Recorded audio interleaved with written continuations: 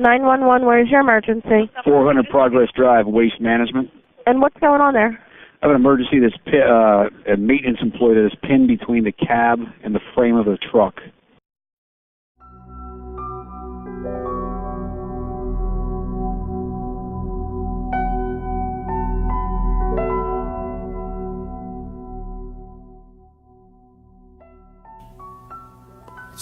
June 6, 6:30. We just got into the Hampton Inn here in Quakertown, Pennsylvania. We're about 15, 20 minutes from the Telford, Pennsylvania hauling company where Edward Schaefer lost his life in that awful accident that we had a few weeks ago. I never met Edward, but I know the kind of guy that he was by listening to Bernie and them talk about him. 34-year veteran of the industry, did things the old way, and had been with Waste Management for a number of years, and had hours and hours and hours of countless training in regards to proper procedures to follow and things to do. And for some reason, we'll never know, there was a shortcut taken, and he tragically lost his life. I've been involved in several of those type fatalities, and I was out managing locations out in the field, 2 or 3, that really had a lasting impact on me. But I've never sat there and watched one of our employees die like that 4 or 5 people at this location had to do. I just can't imagine what they were going through with that cab pinned on him. But the more I thought about it, the more that I called and talked to Brian Simmons, and I said, we need to take this tragedy and make something right out of it. I can tell you that I really am just scared to death about tomorrow. I don't know what tomorrow's going to look like. I don't know what I'm going to say to those people who were involved in trying to get that cab off of Edward. And, they watched him die. I don't want to intrude on anybody's grieving process at all, because I know they're still grieving over Edward. He had been there for years and was well liked amongst all the employees. We have got to get this story out and try to make sure nothing like this ever happens again.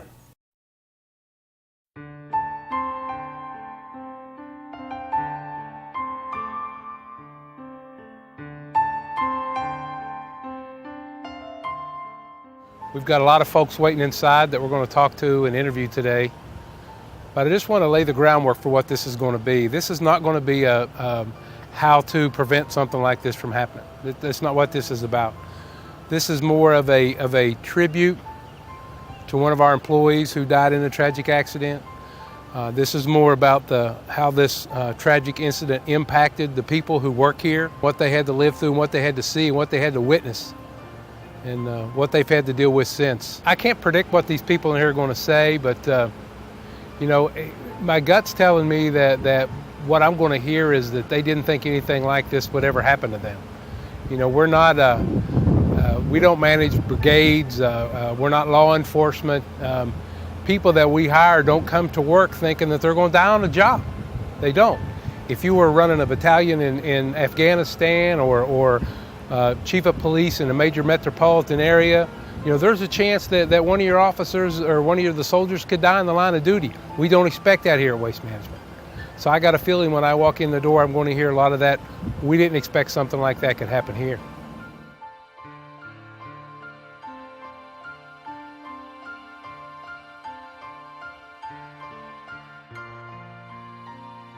You always heard Ed before you saw him. That's really where he got the name Squeaky from, because he just had this voice that no matter where you were, you heard him. You couldn't see him, but you could always hear him. And he was just a really nice guy, hard-working guy. He was always here. He just loved to do what he was doing. And it was right around 8 o'clock in the morning, maybe 8:05 in the morning on Friday, when I got a phone call from Tony Wright, the senior district manager in this area. And basically he just said, Bernie, we got a serious incident. I don't know how bad it is. I just know that it's serious. It may include a fatality. I said, Tony, do we know who it is? And he says, I think it's Eddie. And, and I'm like, Eddie Schaefer. And he's like, yes. And then, the first thought is, oh my God, just because, you sit there and you're like, I've known the guy most of my life.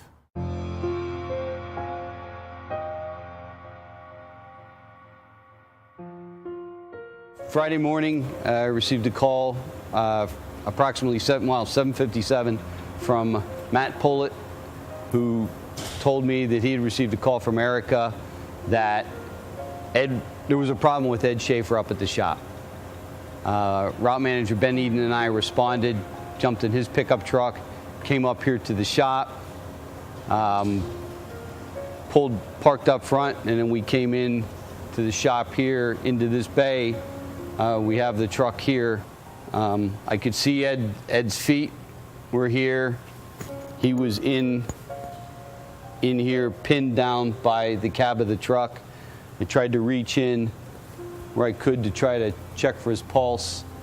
I couldn't get a good feel of whether there was one.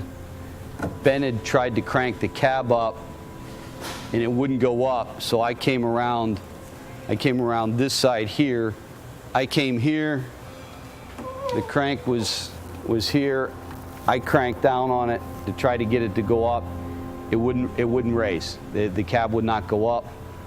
It's hard to describe just the abject frustration knowing that the situation he was in. I mean, I couldn't actually check at that instant whether he was still alive or not, but I couldn't get him out.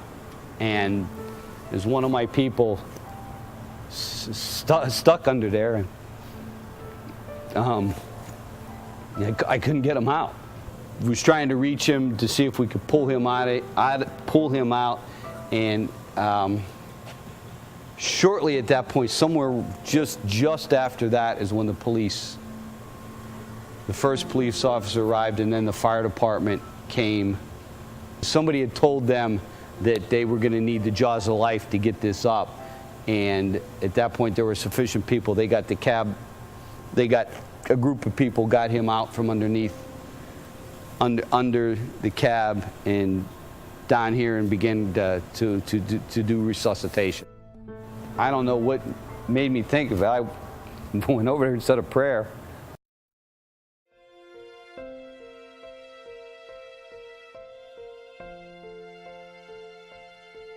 Ed was a big piece of this district. He was the opener. He was here every morning. Every driver saw him every morning. The guy was going to make your day better. You know, he's going to get your truck fixed, he's going to get you moving. And to see that guy that would a lot of times turn your day around end up in a situation like this, I think a lot of guys took a step back and realized that there's not a trash can, there's not a brake chamber, there's nothing in this company that we do that's worth taking a chance for.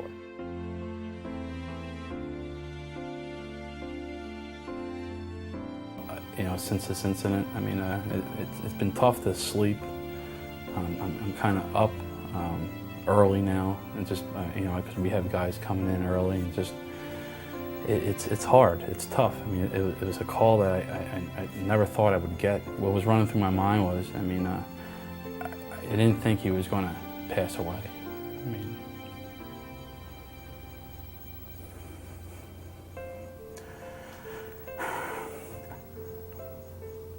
I just thought,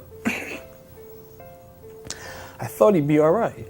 Yeah, I knew it wasn't. You know, I knew it wasn't good. You know, he was under the cab. I just didn't think he would, you know, he was going to pass away. And then in the car ride down, Dave was in the back, and I think someone must have told him that Eddie didn't make it. And I kind of looked at Tony, and I don't know if they were trying to not tell me right away, and I looked at him, and he said those words to me, and I couldn't believe it. I just couldn't believe it. And I'd like to see, you know, what could come out is if other managers out there, you know, sit down with their employees, and if there's one thing that they could take away from this is that, you know, Eddie was a 34-year employee here, and if the complacency set in, that, you know, these guys need to know every day, day in, day out, that, you know, you can't take any shortcuts.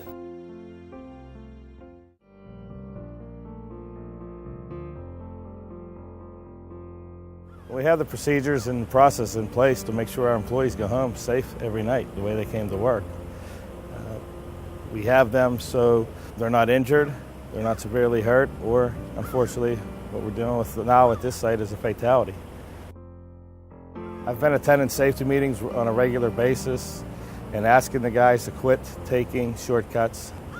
There is also someone at home that loves them, that needs them, and also that safety is free. It's in you got to have it in your heart and in your mind.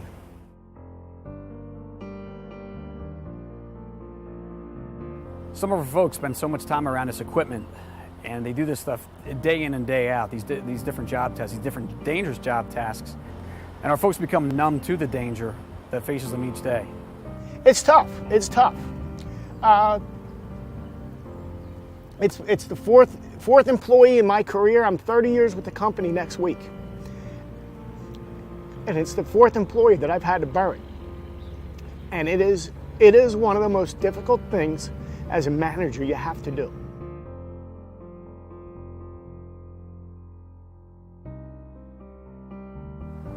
I've known Bernie McHugh, the DO for the eastern part of PA. I've known him for a number of years. I've got to know him a lot better the last couple of years in the new structure of the company since the reorganization in January of '09. I've never, Bernie's a very serious, stern sometimes guy, and this has really brought him to his knees. One of the mechanics that works late at night was getting off work, and he turned around and said to us, I'm glad to be going home today.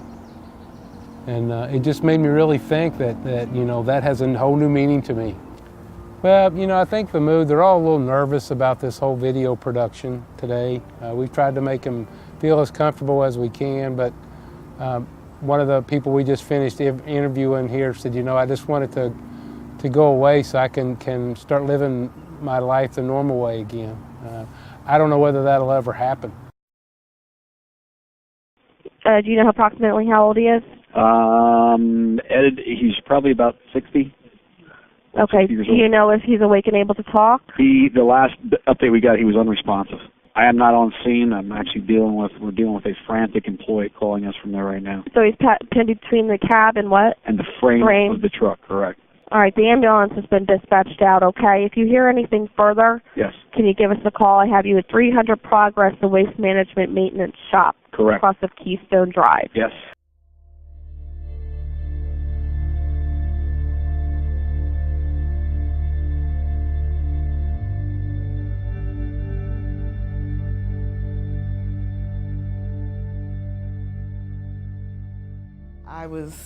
I was just really in shock. Like, I have never experienced anything like that before. So I can't even remember really what was going through my mind. I just know that all I can just picture is Ed. I can just picture him there,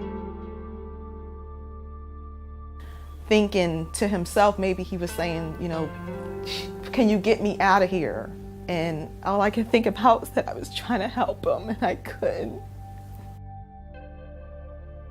When I come into work, it's a little hard in the morning getting started. I don't think I will ever forget it,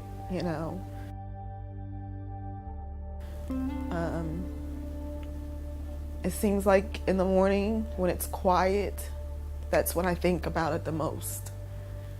Every time I see that truck, it makes me think about it. If you've been taught a certain way to do things by the book, follow the rules, the procedures, the guidelines, and if that means taking 10 extra minutes or 15 extra minutes out of your job, out of your time, to conduct yourself in a safe way, to prepare yourself to do the job in a safe way, then that's what you need to do. It's not worth losing your life over, not being able to go home to your family. It's not worth it. The site will get through this. It will change them forever. Bernie will get through it, Ron will get through it, Mike will get through it, and also Erica. But they'll never be the same. It will change them forever. I put myself in the position, I put my family in that position.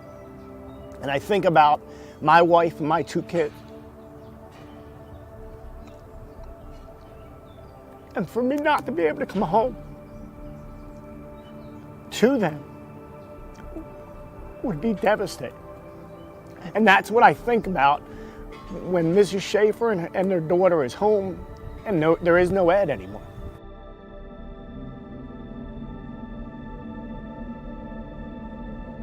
As I told you yesterday when we got here, we wasn't sure what to expect. A lot of emotion. There's a lot of stress and a lot of emotion that probably won't come through on the video.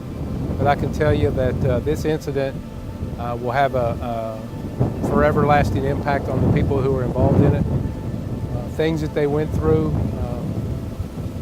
things that they saw, reactions that they saw in other people.